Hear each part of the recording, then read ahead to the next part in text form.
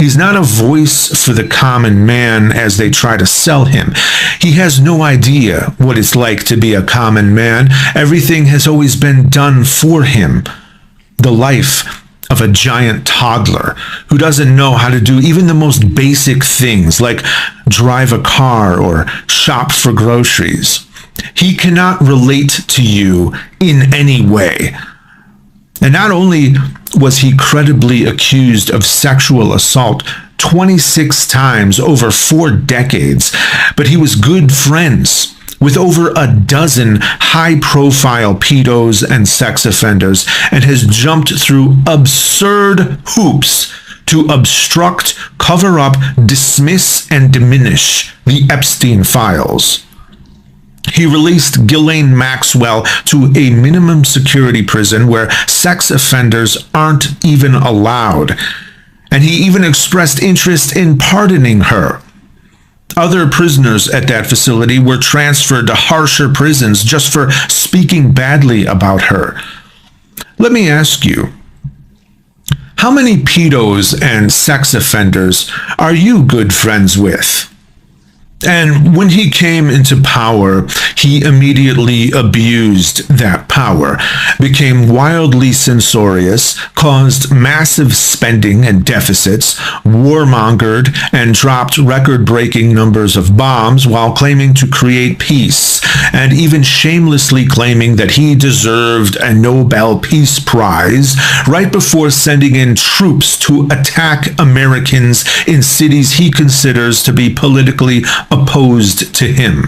And he even openly admitted that it would be good practice for the military. Practice for what exactly?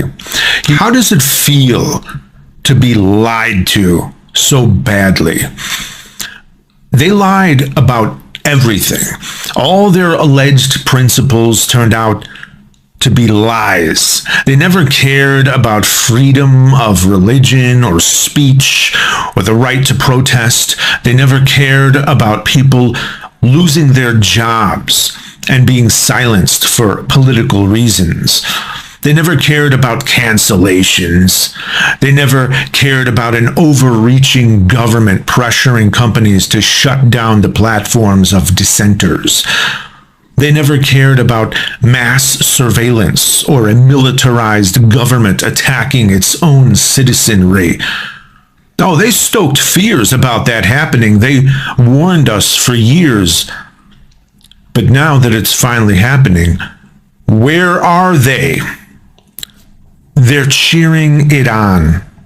Liars, phonies, frauds, hypocrites, scoundrels. You know who you are. This will all come to an end one day. And when it does, none of you will be forgotten. To support Trumpism at this late hour, after everything that has been said and done, after all the many attacks he has orchestrated against our own country, under the guise of patriotism, is to be a traitor. You are a traitor if you still support his authoritarian regime at this late stage. Ignorance is no longer an excuse. So, are you complicit or are you not?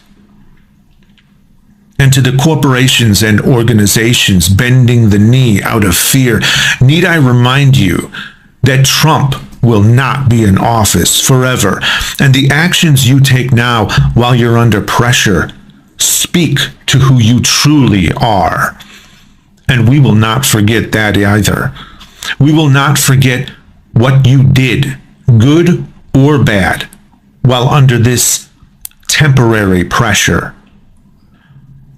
So what you need to do at this point in your life is weigh short-term comfort against long-term survival. In other words, think about the future. Giving in now might make you complicit to something people will find infamously unacceptable in the future. A permanent blemish on your record, akin to a felony.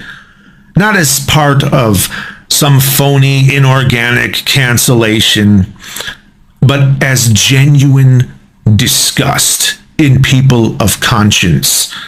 And the things you do now will be cemented in history and will tell everyone who you really are. Whether you like it or not, you will be judged by others. There's no hiding from it. So choose wisely. Make your Faustian bargain if you wish, but accept the consequences of that. You know, when I talk to people and they say, did you know that so-and-so is MAGA? Or I tell them about some influencer, celebrity, or acquaintance that is MAGA, the reaction is always similar to finding out that they have cancer. There's genuine sadness for them. That's a damn shame, we say. It's always hard to find out that someone you know has no principles. And when I say no principles, I mean no principles. Because what's truly remarkable is that Trump is guilty of all the things his supporters claim to oppose. And that's also strong evidence that we're dealing with a cult here, because the leader is beyond reproach, even when he himself commits all the unforgivable sins in the most egregious ways. Excuses are made for him. Exceptions are made. And you are attacked as having committed the ultimate blasphemy known as Trump derangement syndrome. Why is Trump exempt from their own alleged rules? Because he hurts who they hate. And for some people, hurting their enemies will override any of their professed principles. And I mean that everything about Trump is what many of his most ardent supporters once claimed to hate. He's Hollywood elite, complete with his own star on the Hollywood Walk of Fame. He's a big blue city billionaire who was a Democrat most of his life and was a part of their social circle. He's wildly insecure, weak, and easily offended. He's not a voice for the common man as they try to sell him. He has no idea what it's like to be a common man. Everything has always been done for him. The life of a giant toddler who doesn't know how to do even the most basic things like drive a car or shop for groceries. He cannot relate to you in any way. And not only was he credibly accused of sexual assault 26 times over 4 decades, but he was good friends with over a dozen high-profile pedos and sex offenders and has jumped through absurd hoops to obstruct, cover up, dismiss, and diminish the Epstein files. He released Ghislaine Maxwell to a minimum security prison where sex offenders aren't even allowed. And he even expressed interest in pardoning her. Other prisoners at that facility were transferred to harsher prisons just for speaking badly about her. Let me ask you, how many pedos and sex offenders are you good friends with? And when he came into power, he immediately abused that power, became wildly censorious, caused massive spending and deficits, warmongered, and dropped record-breaking numbers of bombs while claiming to create peace, and even shamelessly claiming that he deserved a Nobel Peace Prize right before sending in troops to attack Americans in cities he considers to be politically opposed to him. And he even openly admitted that it would be good practice. All right, welcome back to this space now. I came across a clip of this white man. I really don't know his name exactly because I find a clip on media, but I don't know who is the owner.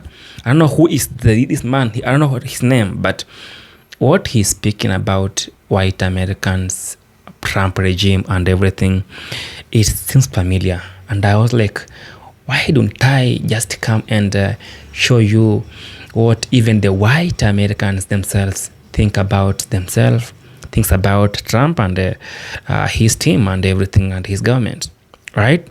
Now, before the clip comes again, let me ask you a question. Do you think that a white American made a mistake on choosing the JT? Have you ever felt like, have you ever come to think about that white Americans made a huge mistake for choosing Trump as their president? Because the way this man is explaining Trump's regime, how they made the wrong choice of putting Trump in power, giving him the true way to be in that office, and what he has done, demolishing a White House for him to be for him to build his own ballroom, and for how much he has made life of all the Americans difficult, for what he has done to ruin the life of all Americans. People have been moving from America to other countries to afford life that they have been living there for decades, affording and living happily and freely. Do you think that this man is speaking sense? Do you think that white people were wrong? Were wrong choosing Trump? Then if yes, then it means that black Americans were right when they were warning them about Trump. I have a clip here. Finish it. I'll come back to talk about the video. For the military. Practice for what exactly? He bombs civilian vessels, claiming that they're drug dealers, without showing a shred of evidence, as if that's even a crime worthy of being bombed in the first place. He politicizes federal duties that are meant to be neutral, thereby punishing the American people based upon who the majority voted for in a given area. For example, he's defunding energy infrastructure in blue areas to the tune of billions of dollars, which will drive up energy costs for Americans in those states that contribute the most money to the federal government. He denies disaster relief to blue areas, something he falsely accused Biden of doing to red areas, while proudly, openly doing it himself. He's sending in federal agents and red state National Guard to peaceful areas and deliberately stoking conflict, falsely claiming that they're war zones, all so that he can justify more authority. He wants to make blue areas worse places to live so that he can blame it on Democrat leadership. And remember that the man doing this was also a repeat draft dodger who renamed the Department of Defense to the Department of War and appointed a Secretary of War who was nothing more than a National Guardsman. Not to diminish the service people of the National Guard, but for one, a particularly young and inexperienced one, younger than I am, to publicly lecture our experienced wartime generals on the dangers of wokeness is absurd and quite ironic, considering he's perfectly unqualified and proven to be grossly incompetent, something they warned us that DEI would bring, but it wasn't DEI who brought us the unqualified and incompetent. It was Trump, choosing people out of loyalty, whether they'd bend the knee rather than if they were the best person for the job. They claim to desire a meritocracy, but all they really care about is whether you're on their team. Trump has repeatedly committed blatant acts of election interference, has been rightfully charged with RICO violations during the 2020 election, and belongs in prison for doing so, which is exactly where he would have gone if he didn't become the president. He imposes secret police and mass surveillance. Where are you, right-wingers who were against the Patriot Act? And Trump is eliminating the presumption of innocence Where are all you right-wingers who criticized the Me Too movement's Believe All Women slogan because you claimed to believe in the presumption of innocence? Innocent until proven guilty. Everyone deserves a day in court. Everyone deserves to face their accuser. Remember that?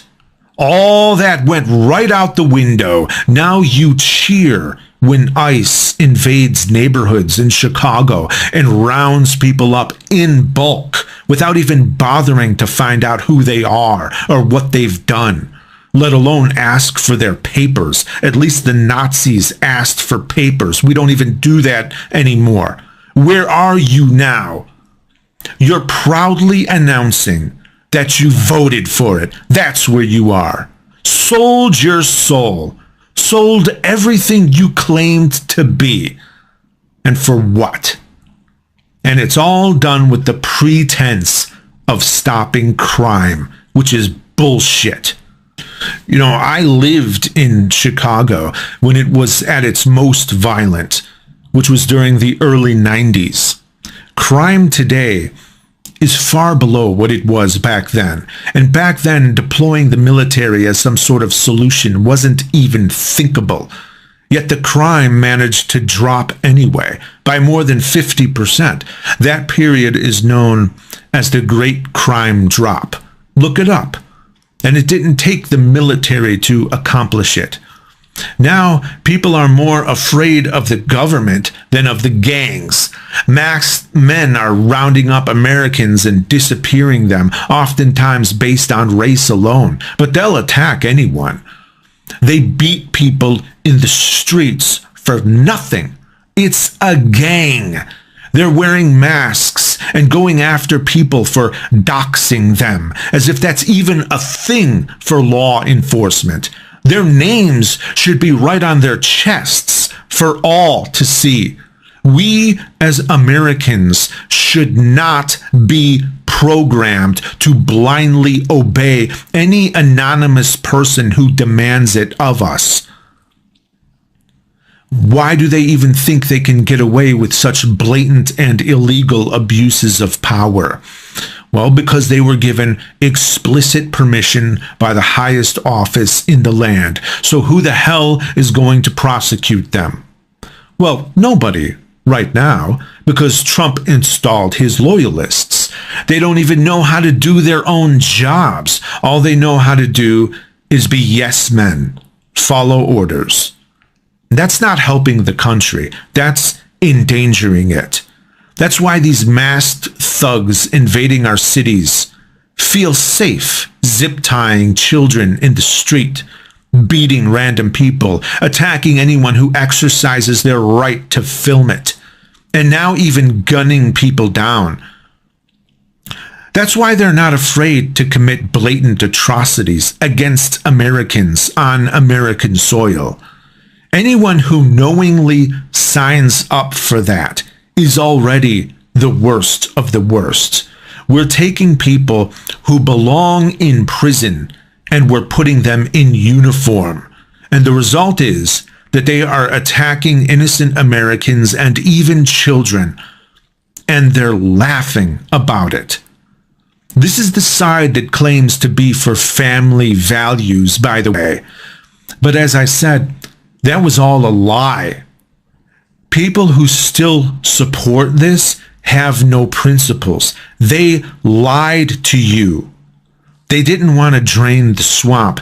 They wanted to be the swamp. They weren't outraged. They were jealous.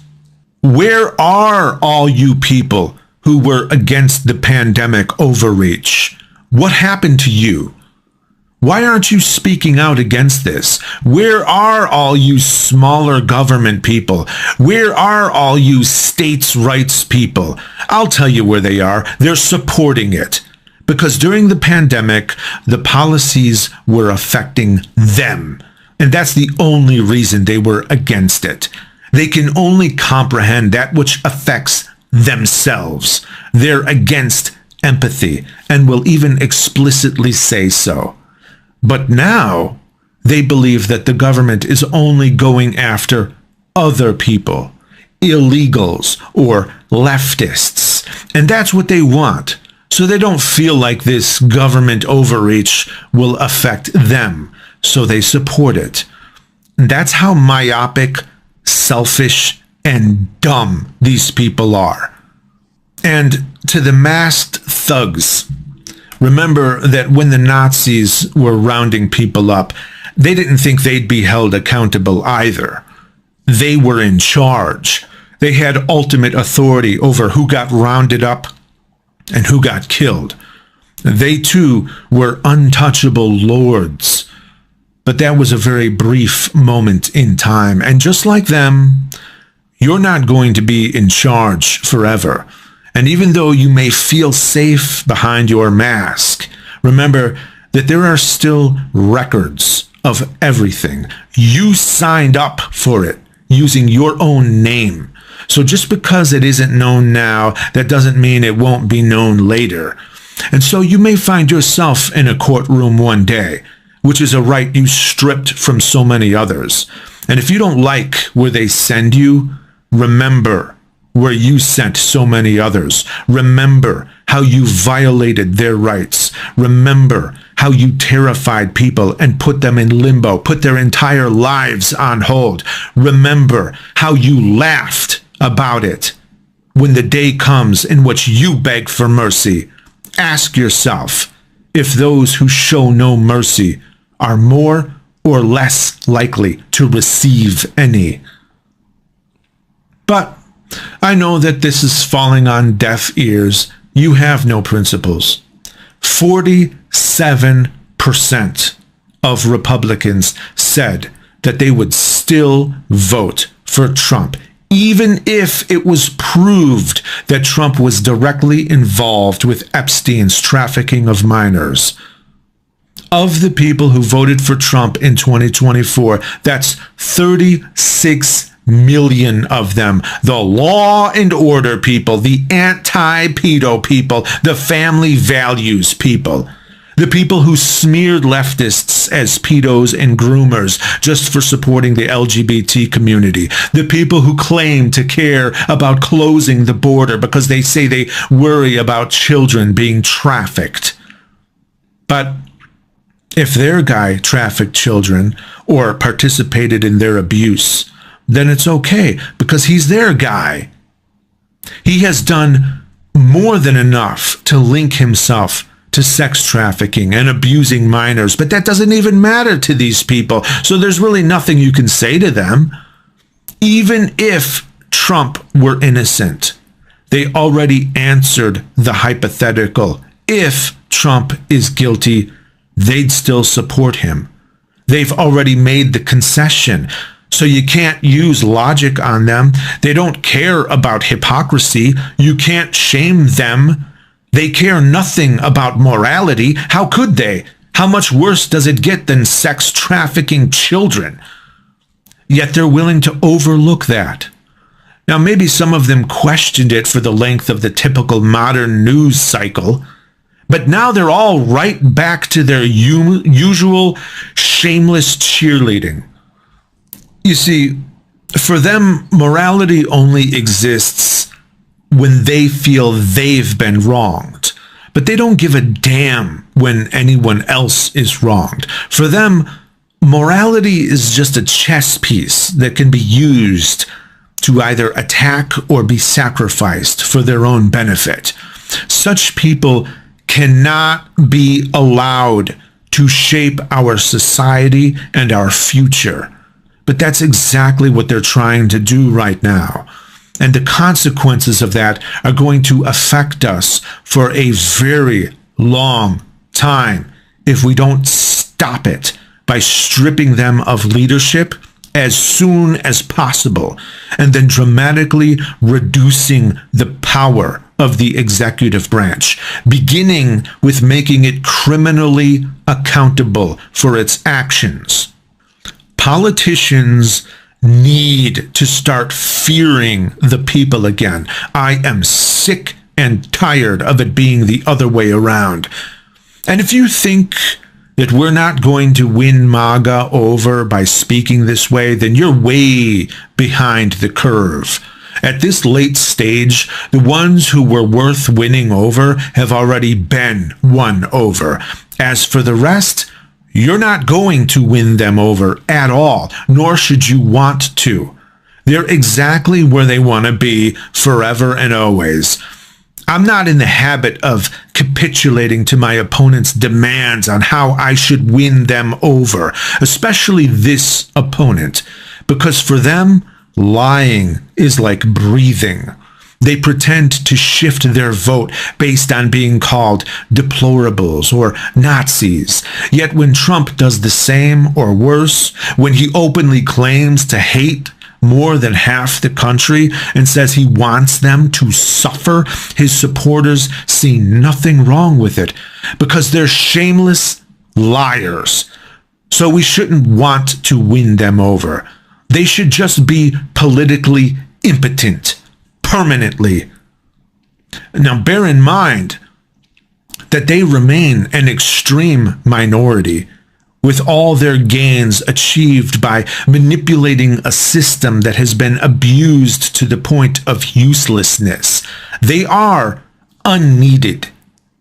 Those abuses of the system need to change. Literally every branch of the government needs to be overhauled at this point because our supposed checks and balances clearly aren't working. Congress has succumbed to corruption and pressure, and it's absurd that the traitor in the Oval Office has been able to install a third of the Supreme Court. This is our true national emergency. Your true self comes out when you are being tested, when you are tempted, when you're under pressure, when it becomes costly to stand by your principles. The decisions you make during those moments peel back the layers of camouflage in which you've cloaked yourself to tell others who you are, or even to tell yourself who you are. You think cheating is wrong, but when you're married and a person you find very attractive comes on to you, what do?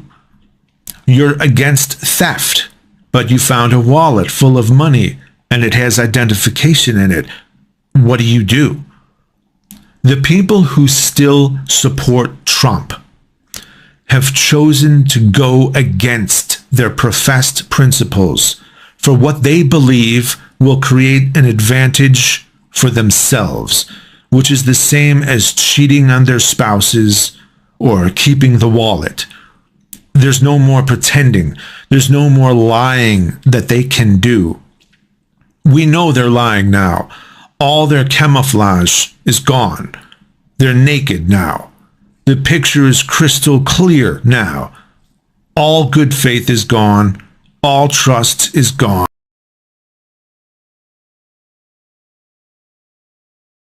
This man has really opened up for entire America. He is saying what Americans could never speak on a camera.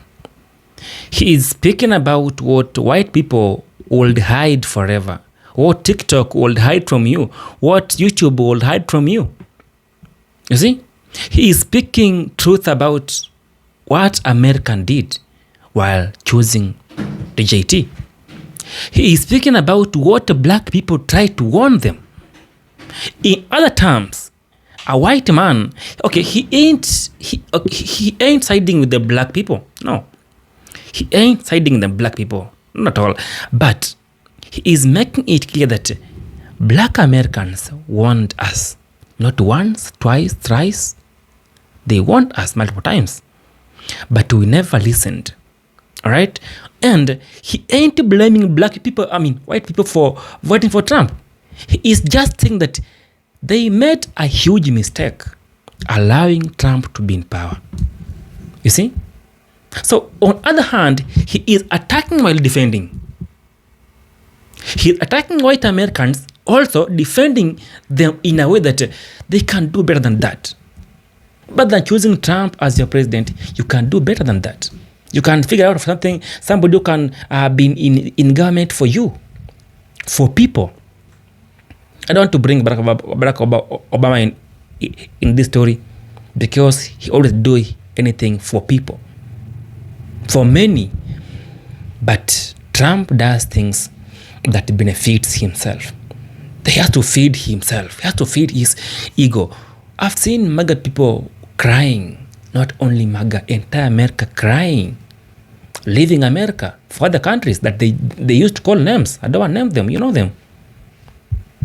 They have learned that not because somebody is white, he will treat you nice. Not because Trump is white, he'll be the best Trump. Trump won't put food on your table. He will never do that. Trump won't fuel your car. Trump won't take your kid to the school. Trump won't do anything for you. But Trump, him being in the office, he can make things possible for all of us. As Americans, he can make everything affordable for you. Basic things affordable. School fees, rent. He can't be raising tariffs for us and making life miserable like that. And when he's being asked about how do you think about our financial and everything, he's like, he don't care about anybody in America. He only thinks now if Iran will be able to throw another bomb at us. So he is speaking what people are feared of speaking. People are scared of speaking. People are afraid of the government, what they will do to them, and if they'll hurt them or not. Tell me in the comments. Do you think that this white man here is speaking the truth? Do you think that he is being open with everybody and speaking out that the world needs to know one thing? White person to come on camera and address his fellow white Americans, there is something that he sees in every corner. Right? Peace with you and I love you. I'm out.